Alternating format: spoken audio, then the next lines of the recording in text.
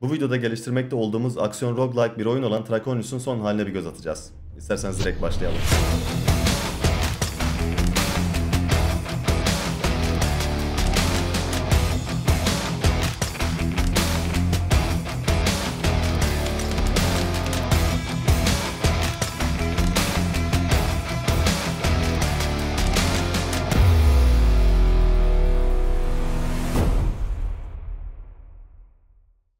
Bu salonlara oyuncunun savaş öncesinde hazırlandığı, dinlendiği ve kendini geliştirdiği bir yer olarak düşünebiliriz. Bir yandan yeni yaptığımız odalarda gezerken diğer bir yandan da burada neler yapabiliriz onlara bir bakalım. Burada demirciye gidip yeni zırhlar, silahlar satın alabiliyoruz. Sunağa gidip kalıcı güçlendirmeler açabiliyoruz. Ve sadece buradayken envanterimizi açıp kendimizde olan zırhları veya silahları değiştirebiliyoruz. Yani ekipman değişimini arenada savaşırken yapamıyoruz, sadece gladyatör salonlarındayken yapabiliyoruz.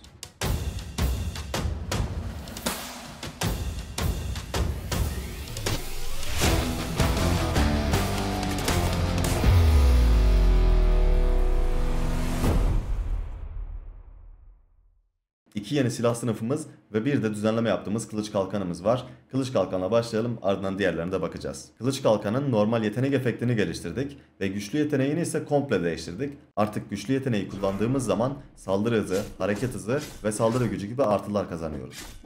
Yeni bir silah sınıfı olarak mızrak ekledik. Mızrak ile uzak mesafelerden hızlı saldırılar yapabiliyoruz. Tabii dengeçin saldırı gücü biraz düşük olacak ancak menzili koruduğumuz sürece rakipleri güzel bir şekilde tokatlayabileceğiz.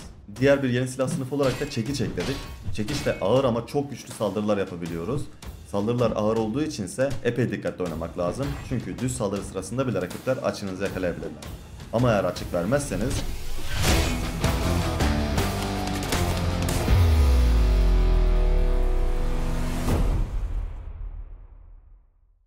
oyunda envanterimiz de olacak ve envanteri açtığımızda o an üzerimizde olan zırhları ve silahı, o denemede aldığımız geçici güçlendirmeleri, karakterimizin o anki istatistiklerini, sahip olduğumuz altınları ve gladyatör ruhlarını ve sağlık değerimizi görebileceğiz. Belki de başka şeyler de gelir. Bu arada sadece gladyatör salonlarındayken sahip olduğumuz zırhlarımızı ve silahlarımızı görüp istediklerimizi değiştirebileceğiz. Ayrıca eşyaların nadirlikleri arttıkça pasif özellik gelme ihtimalleri de artacak. Yani değerli bir zırh birden fazla pasif özellik bulundurabilir. Bu pasif özelliklerin hangi eşyalarda olduğunu da yine görebileceğiz. Örnekte olduğu gibi kanama pasifinin zırhın dışında bir de kılıçta olduğunu görüyor.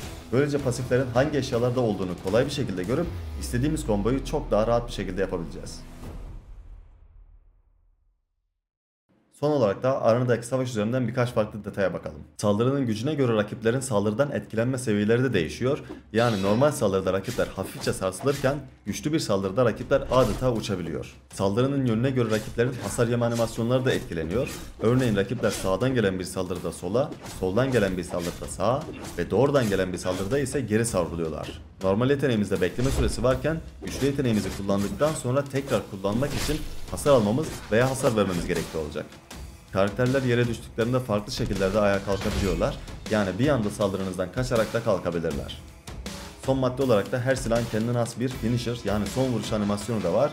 Elbette bunlar değiştirilebilir veya geliştirilebilir. Tüm bu bahsettiklerim dışında eklemeyi ve geliştirmeyi düşündüğümüz tabii ki de birçok konu var. Hepsini zaman geçtikçe ekleyeceğiz. Ekledikçe de sizlerle paylaşmaya devam edeceğim. Kendinize iyi bakın. Süper.